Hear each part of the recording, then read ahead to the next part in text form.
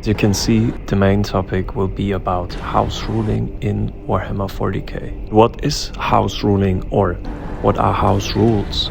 House rules are unofficial modifications to official game rules adopted by individual groups of players. House rules may include the removal or alteration of existing rules or the addition of new ones. Well, why even bother coming up with new rules if there are already existing ones? Let me just ask you this. Have you ever had a situation while playing 40k where you thought to yourself, does this even make sense? Let me give you an example. Should it be possible for, let's say, 4 chaos cultists to kill a knight? The answer for me is no. So why are there no rules in the game that prevent those cultists from killing that knight? Because obviously they don't have enough firepower. And I know what you're thinking, it is pretty hard to kill a knight with chaos cultists, but I've seen it happen. And I often hear people complaining about other situations occurring in the game. Now, this is where house ruling comes into play. And this is the main reason why I'm making this video. I just want to show you guys what I came up with rules for me and my gaming group that gives us a more immersive 40k experience. And maybe this will also inspire you to come up with your own rules. Also, I forgot to mention that the main rule system me and my gaming group are using is the 2nd edition rulebook from 1993. And now, without further ado, these are all the rule changes that me and my group are using in our games of 40k. Now let me explain those in detail, starting with alternating activations. Instead of one player going through a whole turn, all players are participating in every phase, always starting with a player who has the highest initiative. Now let's just say in this example, the guard player has the highest initiative, and we are currently in the movement phase. He's now choosing to activate his 1 guardsman squad to try and take cover behind those ruins. Now it is the CSM player's turn to activate one of his units, and he's choosing to move his rhino behind the same ruins. This would now continue until all of the player's units have been activated.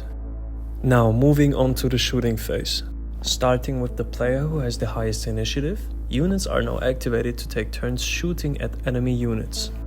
Again, starting with the guardsman player, he now chooses to shoot with his Leman Russ against the enemy rhino and against the raptors in the ruins.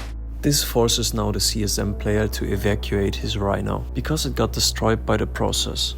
The CSM player now has the choice to either shoot with the new unit or the raptors in the ruins.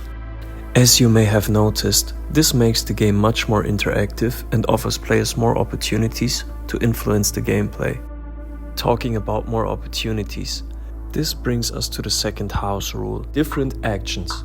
As you may or may not already know, units in 2nd edition can perform more actions in the movement phase than just walking or running. These actions include charging, hiding, and going on overwatch. As the house rule, I've added a new action that units can perform during the movement phase, called taking aim. Units that decide to aim in the movement phase may shoot before all other units in the shooting phase, except those that also took the aim action. If both players have units that took aim in the movement phase, the player who has the initiative would still go first. The next house rules are just small changes that should slightly optimize the feel of the game.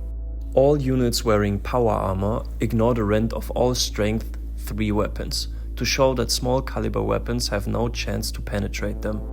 A unit is now also allowed to sprint while being within 8 inches of an enemy unit. To avoid hero hammer, players may not spend more than 25% of their points on characters instead of 50. All of the compulsory moves happen at the beginning of the movement phase, before either player activates any of their units. And last but not least, close combat with multiple players. If more than 2 players are connected in close combat, the player with the model who has the highest initiative decides who he wants to fight first. These were all the house rules we play with, but sometimes we invent new ones in certain situations. For example, one of my teammates thought it would be more appropriate for his unit to shoot through a friendly unit at the risk of hitting his own models. So we just agreed that every miss would hit one of his models instead. Now at the end, I want to ask you guys, are there any specific house rules you guys play with? And are those similar to mine or completely different? Please let me know in the comments. And until next time, see you.